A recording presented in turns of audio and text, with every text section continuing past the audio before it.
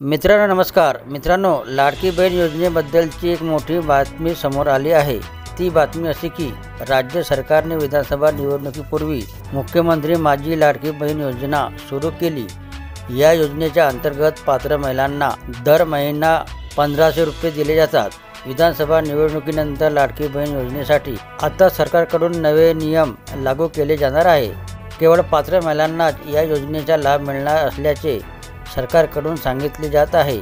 याबद्दल आता राज्य सरकारकडून कठोर पावले उचलली जात आहेत.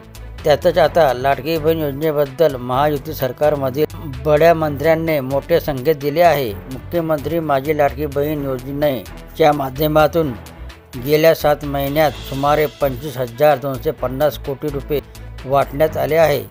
त्यानंतर आता नवनवीन नियम लावले जात आहेत. या नियमामुळे यापूर्वी 5 लाख महिलांची नावे कमी करण्यात आली होती. त्यानंतर आता लाडकी बहीण योजनेचा लाभ न मिळणाऱ्या महिलांची संख्या 9 लाख इतकी झाली आहे.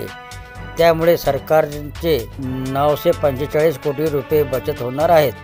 त्यातच आता महसूल मंत्री चंद्रशेखर बावनकुळे यांनी लाडकी बहीण योजनेबद्दल मोठी घोषणा केली आहे.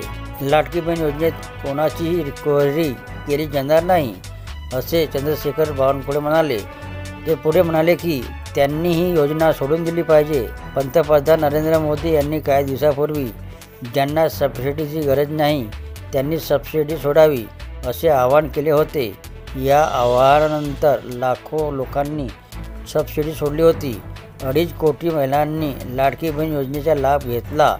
यामध्ये ज्यांनी नियमात न बसता योजनेचा लाभ घेतला त्यांनी ही योजना सोडून दिली पाहिजे.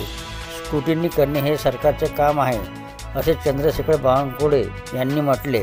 लाडकी बहीण योजनेमध्ये कोणाकडूनही रिकव्हरी करण्यात येणार नाही. जर एखाद्या लाडक्या बहिणीने नियमात न बसतानाही लाडक्या बहिणीचा लाभ घेतला असेल तर त्यांनी स्वतःहून लाभ घेणं सोडून दिलं पाहिजे, असे चंद्रशेखर बावनकुळे यांनी सांगितले. तर ही होती मित्रांनो लाडकी बहीण योजनेबद्दलची माहिती आवडली असेल तर चॅनलला सबस्क्राईब करायला विसरू नका. जय महाराष्ट्र मित्रांनो.